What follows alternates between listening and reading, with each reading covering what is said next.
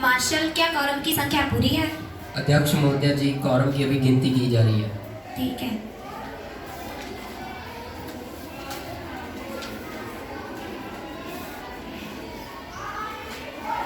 अध्यक्ष महोदया जी, कॉरम की संख्या पूरी है। ठीक है।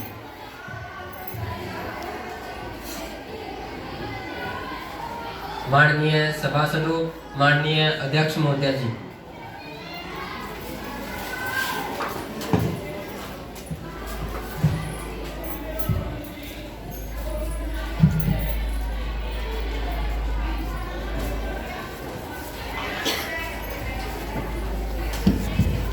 माननीय सभासदों, आप सभी को सुप्रभात। मैं आप सबका युवा संसद के आज के सत्र में स्वागत करती हूँ।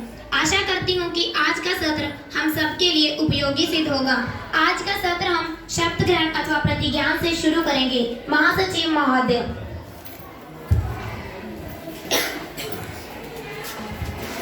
कुमारी निशा जो सिरसा संसदीय क्षेत्र से निर्वाचित हुई हैं।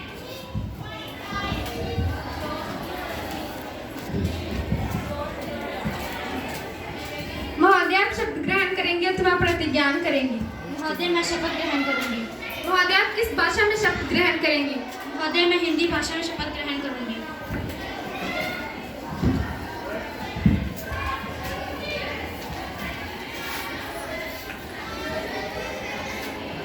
मैं निशा कुमारी जो सिरसा की संसदीय क्षेत्र से निर्वाचित हुई हूँ, ईश्वर की शपथ लेती हूँ कि मैं विधि द्वारा स्थापित भारतीय संविधान के प्रति श्रद्धा रखूंगी, देश की प्रभुसत्ता और एकता बनाए रखूंगी तथा जिस पद को मैं ग्रहण करने वाली हूँ उसके कर्तव्यों का श्रद्धापूर्वक निर्वहन करूंगी।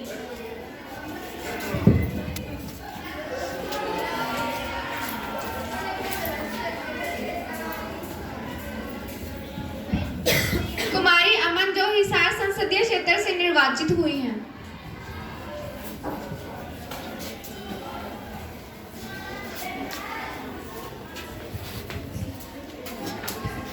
महोदय, आप शपथ ग्रहण करेंगे अथवा प्रतिज्ञान करेंगे? महोदय, मैं शपथ ग्रहण करूंगी। महोदय, आप किस भाषा में शपथ ग्रहण करेंगे? महोदय, मैं हिंदी भाषा में शपथ ग्रहण करूंगी।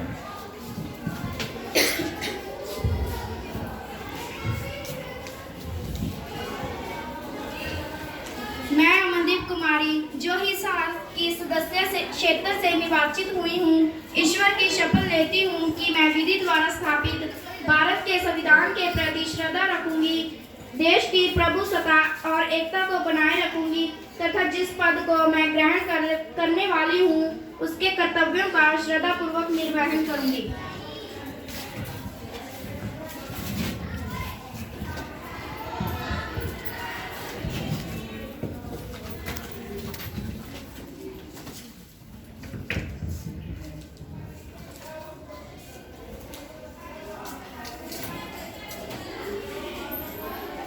महीने पश्चात मिल रहे हैं। मेरा यह दुग्ध कर्तव्य है कि मुझे आपको यह सूचित करना है कि जापान के पूर्व प्रधानमंत्री श्री शिंजो अबे का निधन 6 जुलाई 2022 को हो गया है। श्री शिंजो अबे 2006 से 2020 तक जापान के सबसे लंबे समय तक कार्य करने वाले प्रधानमंत्री रहे। श्री शिंजो अबे भारत व जापान के बीच प्रगाढ़ संबंधों के समर्थक थे।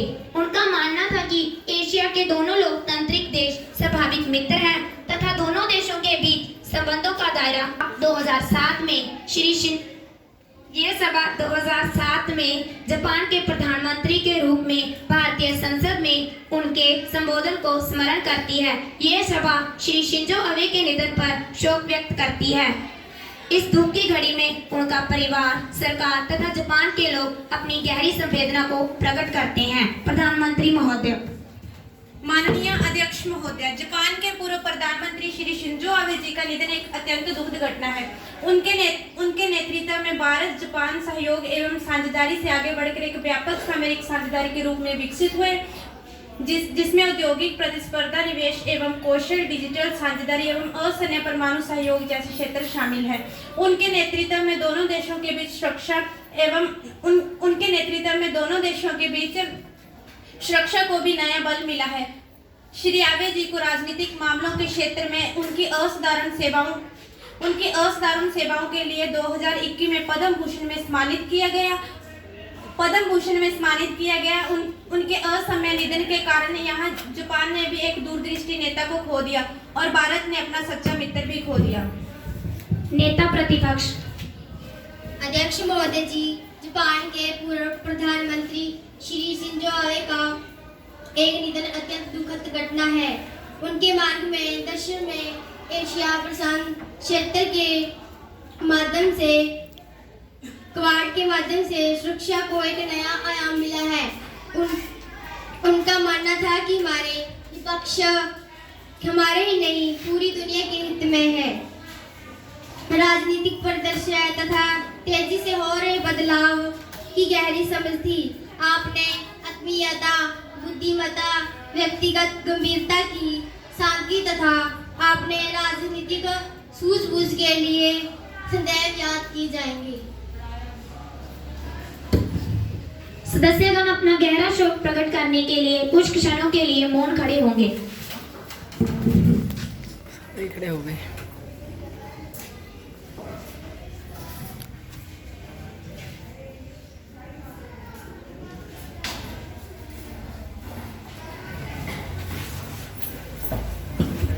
महासचिव संतप्त परिवार को संवेदना संदेश भेजेंगे।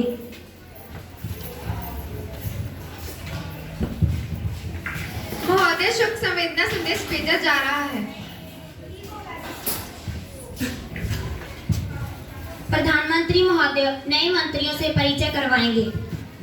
कुमारी परवीन सिंचाई मंत्री, कुमारी अमन ऊर्जा मंत्री। अब प्रश्नकाल आरंभ होता है। प्रश्न संख्या 101 कुमारी कमलेश।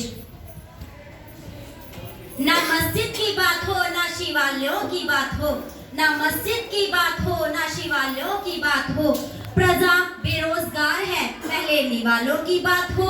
मेरी नींद को दिक्कत ना भजन से है ना अजान से है, मेरी नींद को दिक्कत तो मरते हुए जवान और खुदकुशी करते किसान से है।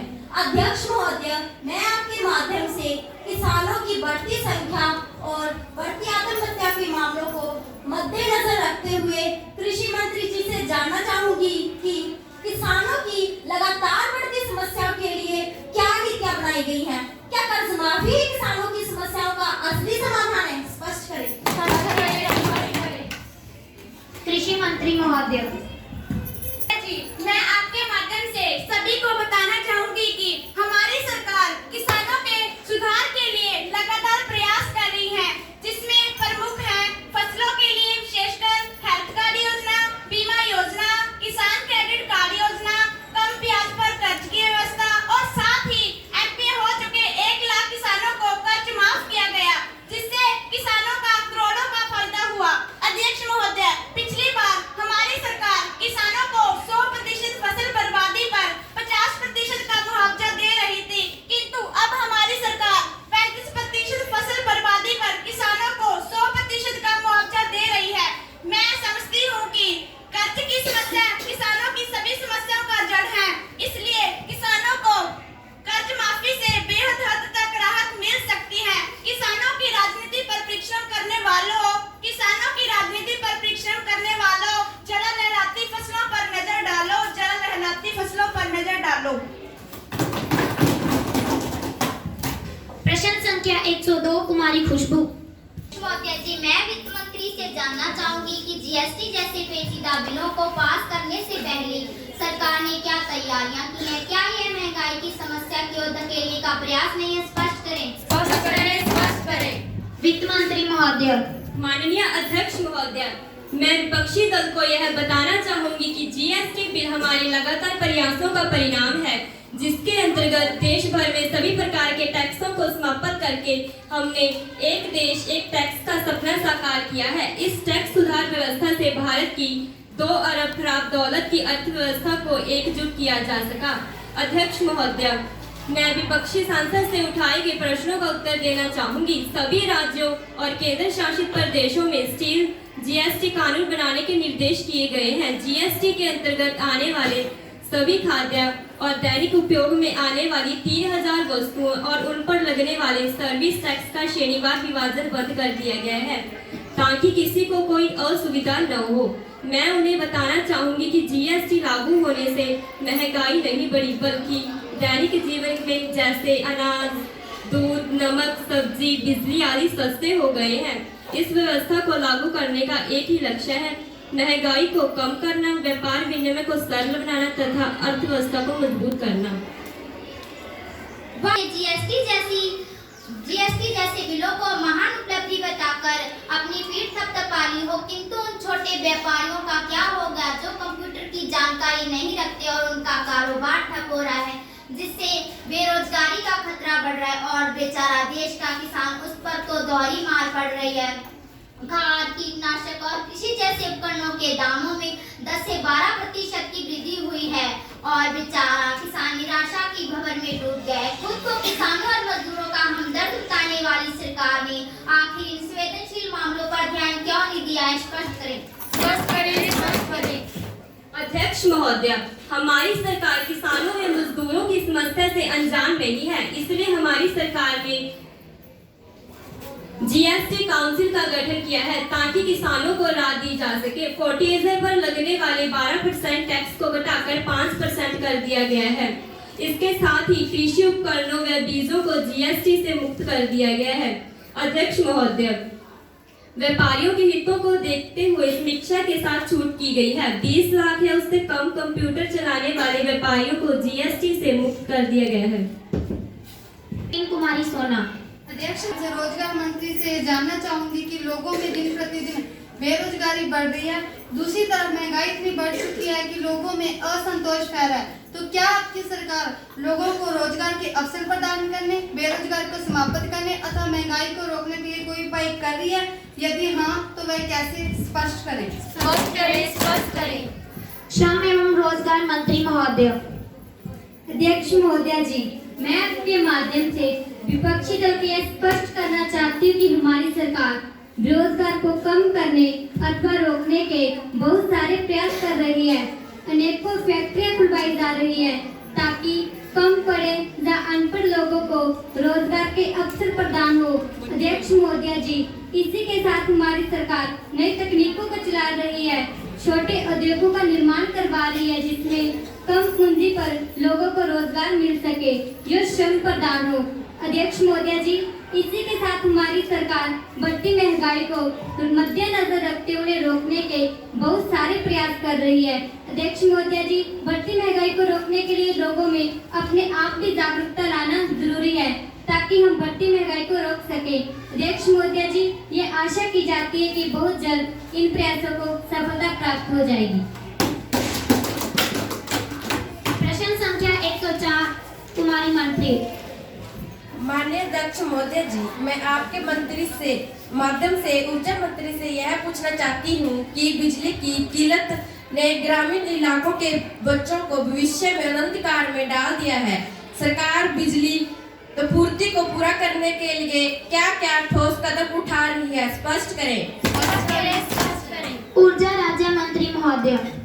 माननीय अध्यक्ष महोदय जी, मैं आपके माध्यम से विपक्षी दल को यह स्पष्ट करना चाहती हूँ कि कोयले की किल्लत के कारण अब विद्युत आपूर्ति उपलब्धता के कारण ग्रामीण इलाकों में विद्युत आपूर्ति बाधित रही है। इसके लिए सरकार ग्रामीण क्षेत्रों में सोलर पैनल लगाने की योजना प्रस्तावित है। शीघ्र ये योजना प्रस्तावित कर दी जाएगी। प्रश्नकाल समाप्त हुआ, अब शून्यकाल आरंभ होता है। कुमारी काजल। माननीय अध्यक्ष महोदय जी, मैं आपके माध्यम से शिक्षा मंत्री से यह पूछना चाहती हूँ कि हम सबको पता है कोरोना महामारी के समय सरकार द्वारा लॉकडाउन लगाया गया था जिसमें निजी विद्यालय व विश्वविद्यालयों को भी बंद करवा दिया गया था। तो निजी विद्यालयों में विद्यार्थियों से जबरन फीस वसूले जाने को लेकर सरकार ने क्या क्या कदम उठाए? स्पष्ट करें। शिक्षा मंत्री महोदय। माननीय अध्यक्ष महोदय जी, मैं आपके माध्यम से विपक्षी दल को यह स्पष्ट करना चाहती हूँ, सरकार ने कोरोना महामारी के दौरान निजी विद्यालयों द्वारा जबरन फीस नहीं वसूलने का दबाव बनाने हेतु पूर्ण राशि का 70% लिए जाने का उद्देश्य निजी विद्यालयों, कोचिंग संस्थानों और सभी शिक्षा के सभी स्थानों पर लागू किया है। साथ ही किसी अभिभावक की आर्थिक एवं शारीरिक स्थिति कमजोर होने पर उनके बच्चे से फीस न लेने के आदेश भी जारी हो चुके हैं। कुमारी बलविंदर। मैं राजस्थान में से आती हूँ। हमारे प्रांत में वर्तमान में लंबी सिकन डिजीज फैल रही है। मैं आपसे पूछना चाहती हूँ कि जानवरों से जो मनुष्य में बीमारी आती है उससे बचने के लिए और सही तरह से वैक्सीन देने के लिए क्या प्रयास हो रहे हैं? वर्तमान राजस्थान सरकार में जो पशु मर रहे हैं उसके लिए आप क्या करने जा रहे हैं, स्पष्ट करें। स्वास्थ्य मंत्री महोदय। माननीय अध्यक्ष महोदय जी, गेट फाउंडेशन के साथ पायलट प्रोजेक्ट के तौर पर उत्तराखंड में एक प्रोग्राम चलाया जा रहा है। इसे भारत सरकार के द्वारा हेल्थ मिनिस्ट्री और एनिमल हस्बेंड्री के सहयोग से शुरू किया जाता है। माननीय सदस्य के लंबी स्किन के बारे में सवाल है। इस समय यह बीमारी गुजरात और राजस्थान में फैली हुई है।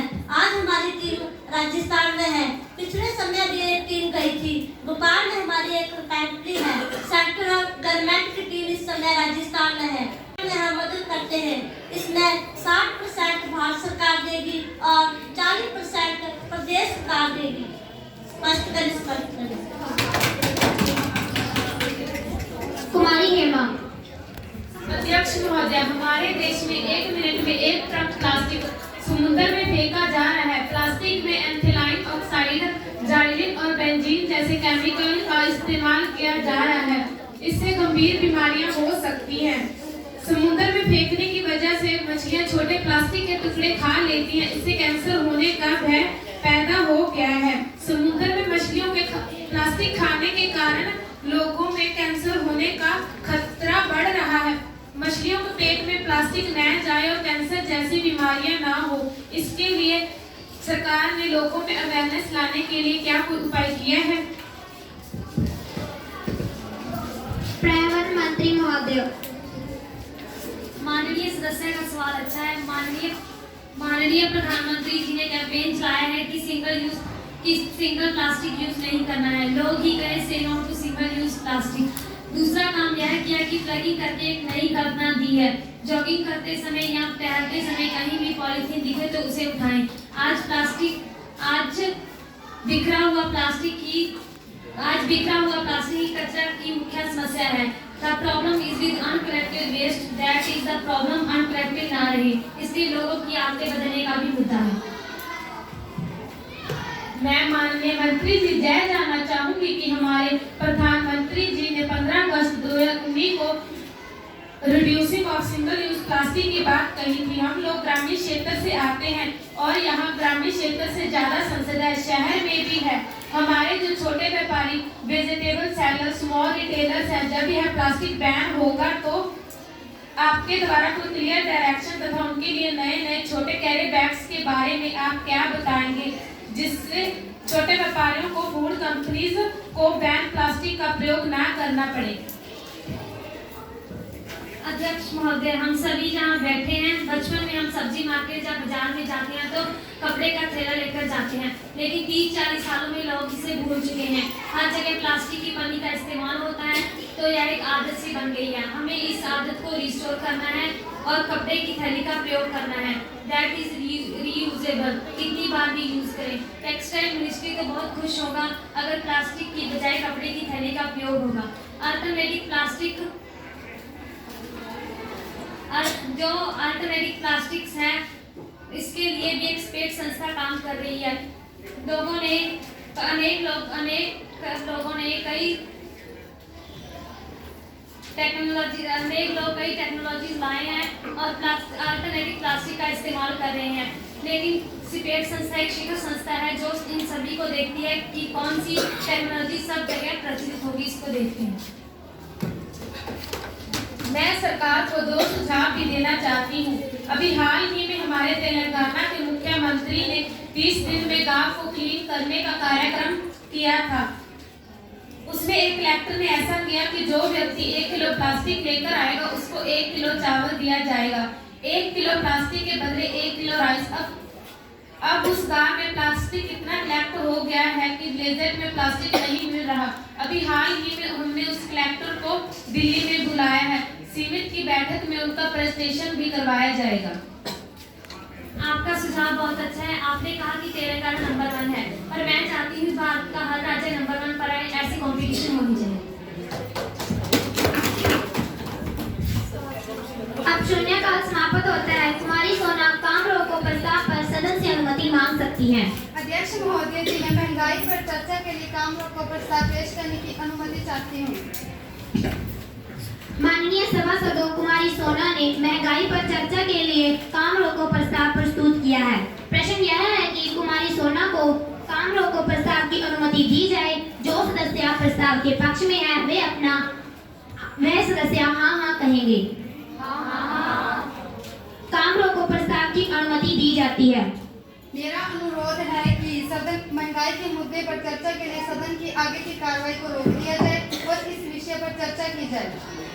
माननीय सभासदों, कुमारी सोना ने महंगाई विषय पर काम रोको प्रस्ताव प्रस्तुत किया है।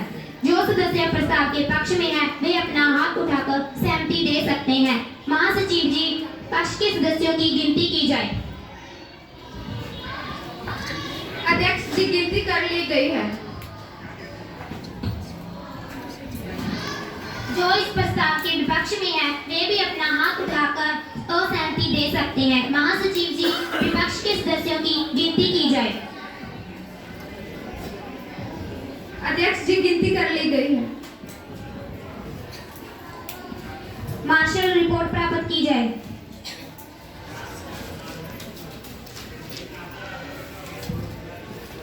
प्रस्ताव के पक्ष में 17 व विपक्ष में 13 वोट हैं। हाँ वालों का बहुमत है। हाँ वालों का बहुमत है।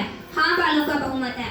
प्रस्ताव को पास किया जाता है। कुमारी सोना काम रोको प्रस्ताव पर चर्चा शुरू करें। अध्यक्ष महोदय जी, किसी भी देश की अर्थव्यवस्था 5 मूलभूत आधार पर खड़ी होती है। वह 5 मूलभूत आधार है। पहला है बचत, दूसरा निवेश, तीसरा उत्पादन, चौथा खपत और पांचवा है रोजगार। अंग्रेजी में इसे सेविंग, इन्वेस्टमेंट, प्रोडक्शन, कंस्ट्रक्शन और एम्प्लॉयमेंट कहते हैं। यह बहुत दुर्भाग्यपूर्ण बात है कि पिछले 8 वर्षों में 5 मूलभूत आधार पूरी तरह से समाप्त हो गए। यह बहुत दुर्भाग्यपूर्ण बात है कि वर्ष 2021 में एक रिपोर्ट सार्वजनिक हुई थी, जिस रिपोर्ट के मार्फत से पता चलता है कि 23 करोड़ लोग अब भी गरीबी की रेखा के नीचे हैं। सबसे अमीर जो 92 भारतीय हैं, उनके पास उतना धन है जितना कि 55 करोड़ भारतवासियों के पास है। इससे बड़ी असमानता इस देश में और कोई हो ही नहीं सकती। अध्यक्ष महोदय जी, वर्ष 2017 में बेरोजगारी दर 4.70% थी, जो वर्ष 2018 में बढ़कर 7%, 2019 में बढ़कर 7.6%, 2020 में बढ़कर 9.1%, 2021 में 7.9 हो गई है और अक्टूबर 2022 में 7.8% हो गई है। सभापति महोदय, किसी भी विकसित देश की मापदंड यह है कि 2/3 लोगों को रोजगार मिलना चाहिए। आज की तारीख में भारत में लगभग 40 करोड़ भारतवासियों के पास ही रोजगार है। अगर हम विकसित देश की श्रेणी में शामिल होना चाहते हैं तो इसे 40 से 84 करोड़ तक ले जाना होगा।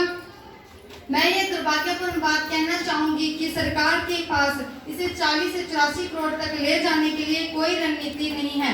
अध्यक्ष महोदय जी, अब मैं पेट्रोल और डीजल की कीमत के बारे में बात करना चाहूंगी कि अप्रैल 2011 में जब कच्चे तेल की कीमत $150 थी, तब पेट्रोल 58 रुपये 56 पैसे में बिक रहा था।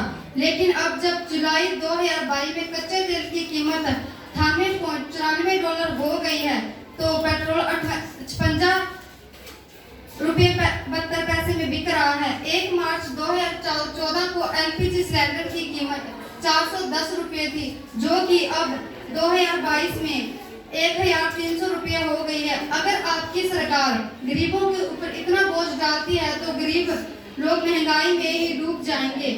यह बहुत दुर्भाग्यपूर्ण बात है कि सरकार को अब शमशान घाट में भी 18% जीएसटी लगाने की जरूरत पड़ गई है। आप किस तरह का मुल्क बना रहे हैं? क्या लोगों को बिल्कुल जमीन पर लिटा देना चाहते हैं? मैं अंत में यही कहना चाहूंगी कि सरकार ने अपना बजट तो ठीक कर लिया है, लेकिन इस देश में जो 25 करोड़ गृहस्थियां हैं उनका बजट पूरी तरह से बिगड़ गया है। आज सही में हर गृहिणी के आंसू बह रहे हैं। आपने इतनी कमरतोड़ महंगाई कर दी है कि लोग महंगाई में ही डूब गए हैं। अध्यक्ष महोदया जी, अब मैं यह अनुरोध करती हूँ कि सदन की आगे की कार्रवाई को रोककर इस विषय पर चर्चा की जाए। वित्त मंत्री महोदय। अध्यक्ष महोदय, कश्ती चलाने वालों ने जब हारकर दी पतवार हमें, कश्ती चलाने वालों ने जब हारकर दी पतवार हमें, लहर लहर तूफान मिले और मौज मौज मझधार हमें, लहर लहर तूफान मिले और मौज मौज मझधार हमें, फिर भी दिखाया है हमने और फिर ये दिखा देंगे सबको। इन हालातों में आता है दरिया करना पार हमें, इन हालातों में आता है दरिया करना पार हमें। आज पूरी दुनिया कोविड के कारण तबाह है। आप यूरोप, अमेरिका को देख लीजिए, आसपास के पड़ोसी देशों को देख लीजिए, श्रीलंका के हालात देख लीजिए, बांग्लादेश और भूटान के हालात देख लीजिए, सिंगापुर, दुबई को देख लीजिए। सभी देशों में रोजगार छीने जा रहे हैं। इन्फ्लेक्शन, सभी देशों में इन्फ्लेक्शन बढ़ रहा है। उड़ती हुई खबरें आ रही हैं कि चाइना में बैंकों के सामने टैंक लगे हुए हैं। उस हालत में यदि हमारे यहाँ गरीबों को 2 वक्त का भरपेट खाना मिल रहा है तो हम लोगों को माननीय प्रधानमंत्री जी का धन्यवाद नहीं देना चाहिए। हमने किसानों को इतनी ताकत दी है कि आज किसान लड़ाई कर रहे हैं। आज किसानों की क्या स्थिति है? हमने किसानों को इतनी ताकत दी है कि वह सरकार के खिलाफ भी दो हाथ करने को तैयार है। आप तो उनको 2 वक्त का खाना नहीं दे पा रहे थे, आप उनका कर्जा नहीं वापस करवा रहे थे। सर, फूड प्राइस की बात हो रही है, यह अच्छी बात है। एक तरफ लोग कहते हैं कि किसानों की आय दोगुनी होनी चाहिए, तो दूसरी तरफ लोग जिसके लिए एमएसपी की कमेटी बनी है, हमारी सरकार ने एमएसपी की कमेटी बनाई है और हमारी सरकार कमेटी है। जो एमएसपी है उससे आपकी आय कैसे दुगनी होगी, इसके लिए लगातार प्रयास हो रहे हैं। लेकिन कोविड के कारण जो दुनिया के आज जो हालात हैं, आप उसे समझिए। वर्ल्ड बैंक और पूरी दुनिया के हालात हैं, जो आज हालात हैं, मैं उनको आपके बारे में बता रही हूँ। मैं प्राइस इन्फ्लेक्शन की बात करूंगी और सदन को बताना चाहूंगी कि क्यों आज प्राइस बढ़ रहे हैं। आज बीट का प्रोडक्शन पूरी दुनिया में 1% घट गया है। पूरी दुनिया में राइस का प्रोडक्शन 0.5 कम हो गया है। शुगर का प्रोडक्शन भी कम हो गया है। यूक्रेन और रशिया लोगों को गेहूं सप्लाई करते हैं। 75% सनफ्लावर ऑयल यूक्रेन और रशिया सप्लाई करते हैं। क्या हमने यह लड़ाई करा दी है कि दुनिया के किसानों को कहा है कि प्रोडक्शन कम कर दे? इस स्थिति के बाद यदि हमारे प्रधानमंत्री 80 करोड़ गरीबों को फ्री का खाना दे रहे हैं तो हम लोग बधाई के पात्र नहीं हैं। हम लोगों को माननीय प्रधानमंत्री जी को धन्यवाद नहीं देना चाहिए। विशेषाधिकार भंग प्रस्ताव। अध्यक्ष महोदय, लोक लेखा समिति की सिफारिशों पर टिप्पणी करते समय दिल्ली के प्रसिद्ध समाचार पत्र ने विशेषाधिकारों को भंग किया है तथा समाचार पत्र में बेईमानी के उद्देश्यों का आरोप लगाया है तथा मैं आपसे निवेदन करता हूं कि मुझे इस मामले को उठाने दीजिए। श्री खुशदीप सिंह, क्या आपने इस संबंध में पहले नोटिस दिया है? समाचार पत्र की कटिंग के साथ उपयुक्त नोटिस दे सकते हैं। मैं इस पर विचार करूंगी। आप अचानक इस प्रकार प्रश्न नहीं उठा सकते। अध्यक्ष महोदय, मैंने आज प्रातः 10 बजे इसका नोटिस दिया है। इसकी जांच की जाएगी और जब मेरे पास आएगा मैं इस पर विचार करूंगी और आपको अपना निर्णय बता दूंगी। अब सभा पटल पर कागजात रखे जाएंगे। श्री रघुवीर सिंह। माननीय अध्यक्ष महोदय, आपकी अनुमति से मैं कार्य सूची कर्म संख्या 1 पर्यावरण वन एवं जलवायु परिवर्तन संबंधित जीवन सभा पटल पर प्रस्तुत करता हूँ। श्री आकाशदीप सिंह। माननीय अध्यक्ष महोदय जी, क्रम संख्या 2 मानव संसाधन एवं विकास मंत्रालय से संबंधित विवरण सभा पटल पर प्रस्तुत करता हूँ। श्री गुरप्रीत सिंह। जी महोदय, राज्यसभा से प्राप्त संदेश को पढ़ेंगे।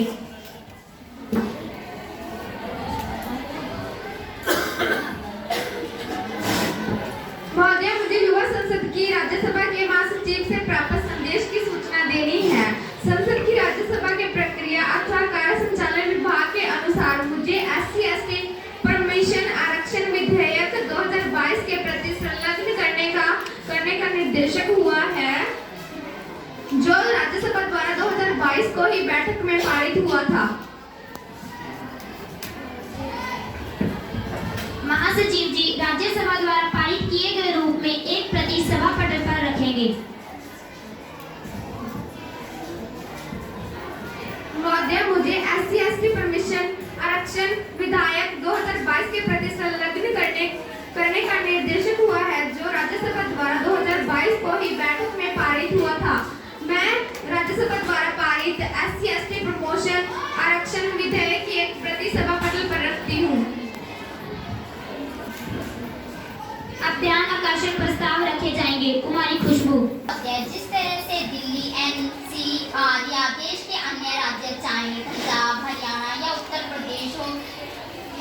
प्रदेश या देश के किसी भी राज्य में एयर पोल्यूशन की स्थिति विषमयी हुई है। एयर क्वालिटी इंडेक्स की सामान्य स्थिति 500 तक पहुंच गई है।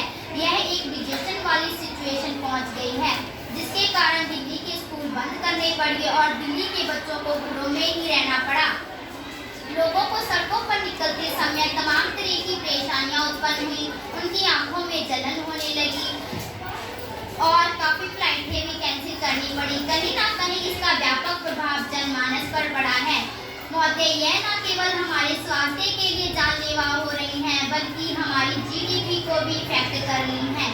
इसलिए आवश्यक है कि सरकार का इस दिशा में तुरंत ध्यान दिलवाया जाए। कुमारी किरण। यूएन असेंबली में प्रधानमंत्री जी ने खड़े होकर भारत की तरफ से कहा कि अभी तक हमने 1,75,00,000 मेगावाट अतिरिक्त ऊर्जा का लक्ष्य रखा था। अब हम इसको बढ़ाकर 4,50,00,000 मेगावाट कर रहे हैं। इस प्रकार से उन्होंने घोषणा की और इस पर हम चल रहे हैं। मुझे पूरा विश्वास है कि 2030 से पहले हमारी मिक्स एनर्जी में 40% सोलर विंड तथा बायोमास एनर्जी की सगाती रहेगी। दूसरा, इसका हमने खुद टारगेट किया है। हम एमिशन इंटेंसिटी 35% रिड्यूस करेंगे। आज हमारा जो एमिशन है वह बहुत ही कम है। एमिशन कम करना एडवांस्ड कंट्रीज का मुद्दा है और हमने एमिशन इंटेंसिटी कम करनी है। $1 का GDP तैयार करने के लिए आज जितनी ऊर्जा खपत होती है वह कम ऊर्जा में कैसे खपत होगी। इससे एनर्जी एफिशिएंसी भी बढ़ेगी और हम एमिशन इंटेंसिटी रिड्यूस करेंगे। इसके अलावा हमने जो तीसरा टारगेट लिया है वह बहुत ही महत्वपूर्ण है। आपको पता है कि हम जब पेड़ लगाते हैं तो वह हवा से कार्बन सोखता है, उसी से लकड़ी बनती है। हम आने वाले 10 सालों में बहुत ज़्यादा फॉरेस्ट का निर्माण करेंगे।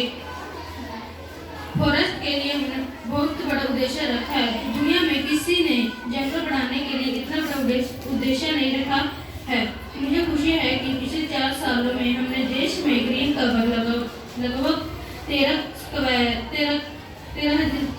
लाख स्क्वायर किलोमीटर बढ़ाया है, यह जंगल में तथा जंगल के बाहर भी बढ़ाया है।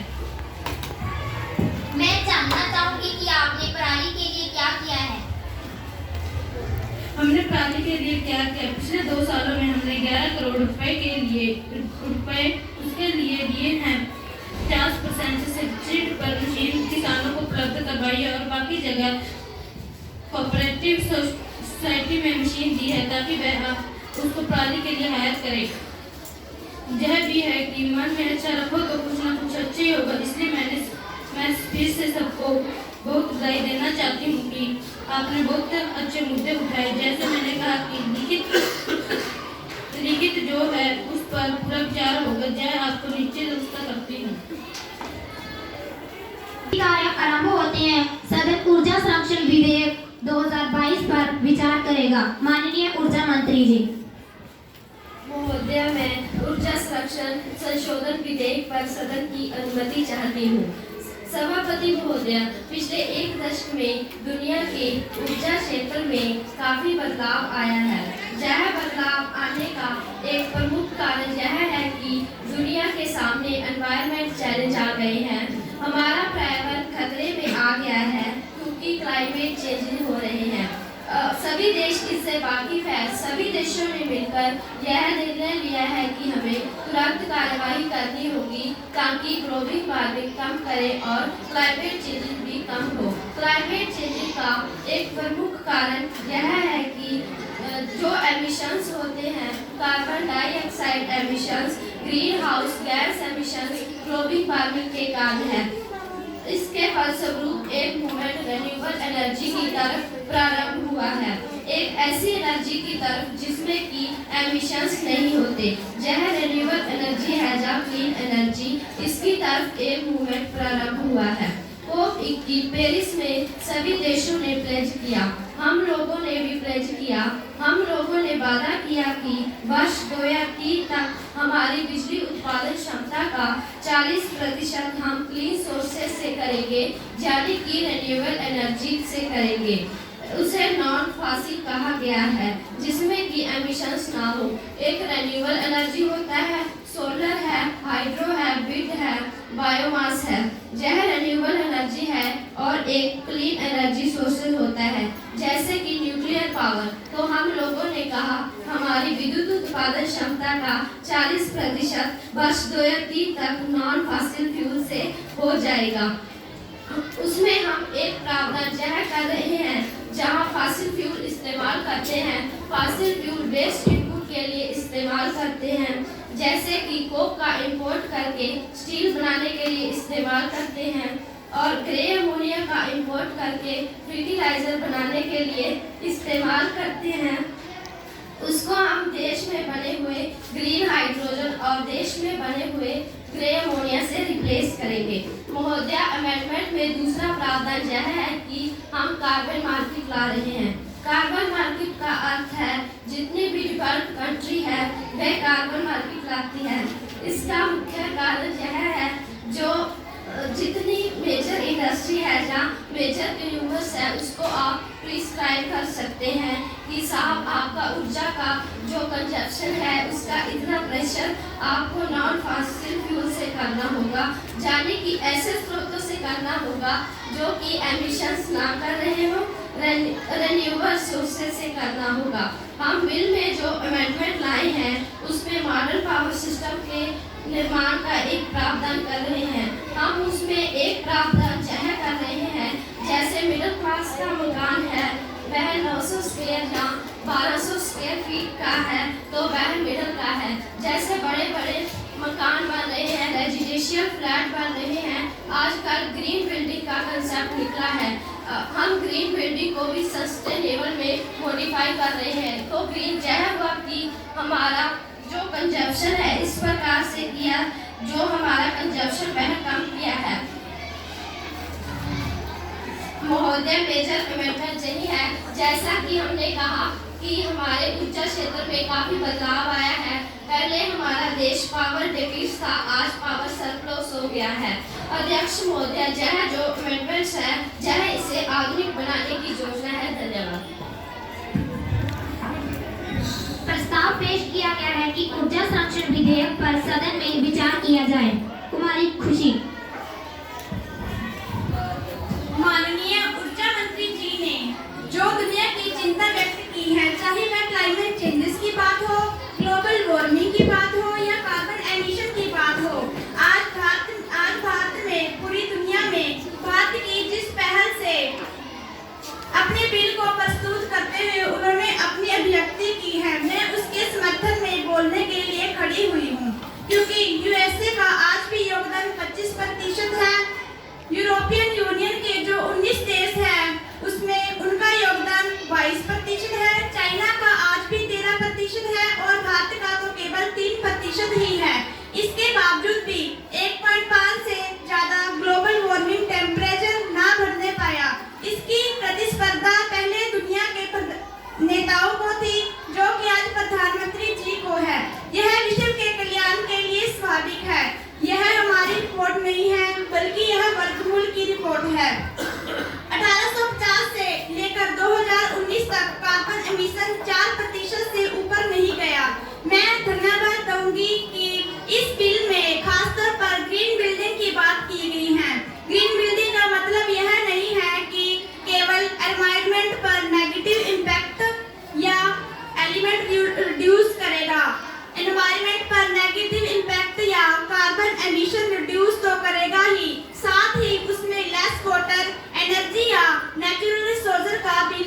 होगा।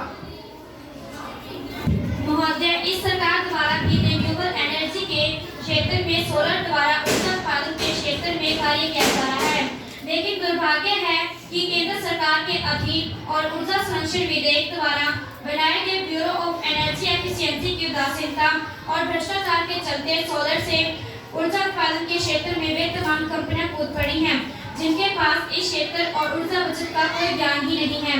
उदाहरण के लिए हम सभी सांसदों विधायकों द्वारा अपने अपने क्षेत्र में स्ट्रीट सोलर लगवाए हैं, लेकिन खराब गुणवत्ता और जीरो मेंटेनेंस होने के कारण 1-2 महीने में ही समाप्त हो गई। अब ये कंपनियां पूरे देश में नाम बदल कर सोलर के क्षेत्र में काम करती हैं और जनता के पैसे की लूट करती हैं।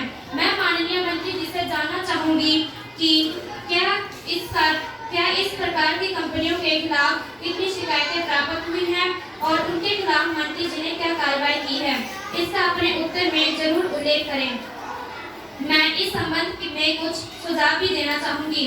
ग्रामीण क्षेत्र में निवासियों को जिस प्रकार सरकार आवास, शौचालय, बिजली, पानी की व्यवस्था करती है, उसी प्रकार बिजली उत्पादन हेतु सोलर सिस्टम का उपयोग करके जिससे घरेलू उपकरण, टीवी, फ्रिज, एलईडी पंखा चलाने के साथ साथ कुकिंग की भी सुविधा प्रदान करें, तो एक तो विद्युत की मांग में कमी तथा दूसरी तरफ उसका बिल देने से आर्थिक बचत के साथ साथ ऊर्जा संरक्षण शून्य तथा कार्बन उत्सर्जन भी 0 हो जाएगा।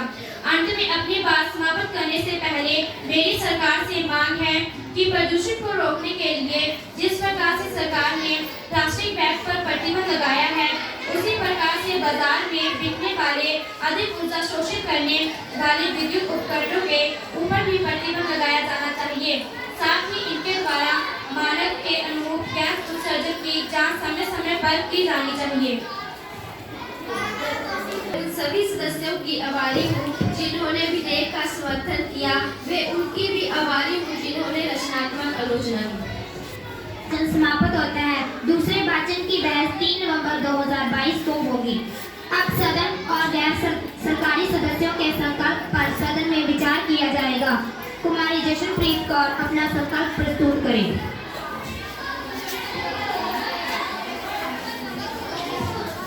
अध्यक्ष महोदय, मैं यह संकल्प पेश करती हूँ कि भारत में अनिवार्य मतदान की व्यवस्था शुरू की जाए। सभापति महोदय, वर्ष 2019 के चुनावों के आंकड़ों के अनुसार लगभग 90 करोड़ मतदाता हैं। इनमें से 60 करोड़ मतदाताओं ने अपने मत का प्रयोग किया है। इसके लिए छात्रों द्वारा रैलियां निकाली जाती हैं और अधिकारियों द्वारा रैलियां निकाली जाती हैं। वे चुनाव प्रचार में पैसे खर्च करते हैं।